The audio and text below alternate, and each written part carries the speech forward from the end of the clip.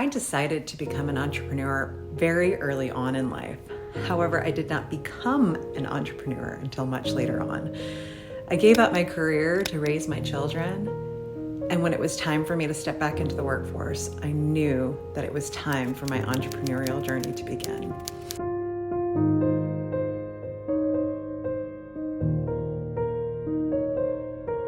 Hi, this is Tuta from Leho. Hello everyone, my name is Victoria and I work with partners over at Yadpo SMS Bump.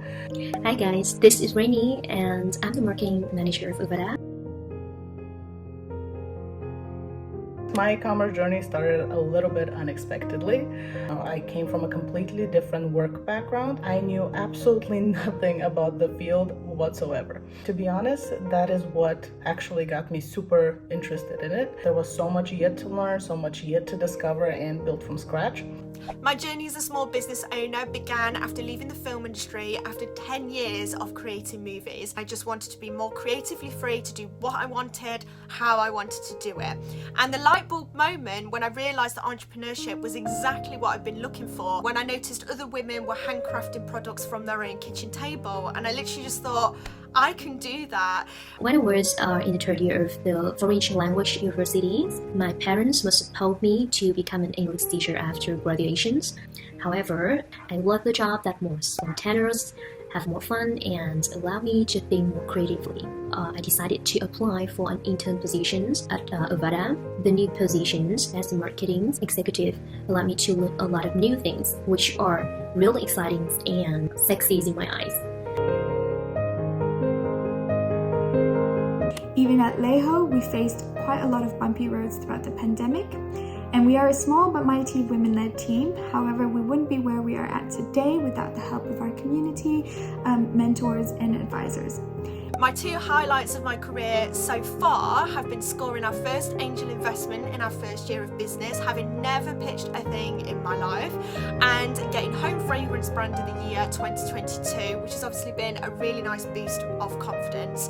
The most challenging thing about starting a career in a field I knew nothing about is actually exactly this.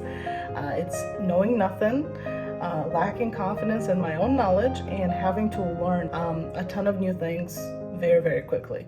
But in all fairness, it is the best type of challenge one could wish for career-wise. After graduating from the universities, at the same time I was promoted to the leader of the teams and now become a manager. I become more confident, more skillful, and financially independent. I would say the most challenging part of being an entrepreneur is navigating all of the self-doubt.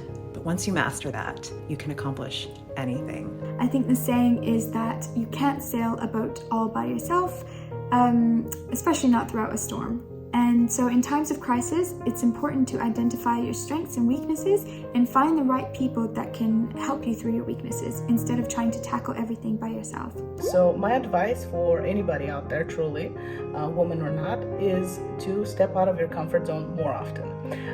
I know it's a cliche, but the truth is we do often forget about it. So step out of your comfort zone, look for the next challenge, and learn new things constantly.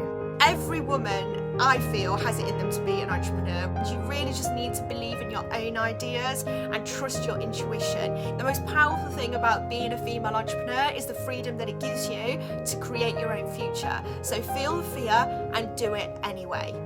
So I hope that you guys can also be inspired somehow by my story. Whatever you do, just remember that you only live once. Just do it and follow your heart. If you are the person that can help someone else, then please do so, because there's so much power in us women coming together, working together, and making a difference together. Happy Women's Day to all my fellow female entrepreneurs. Happy Women's Days. Happy International Women's Day.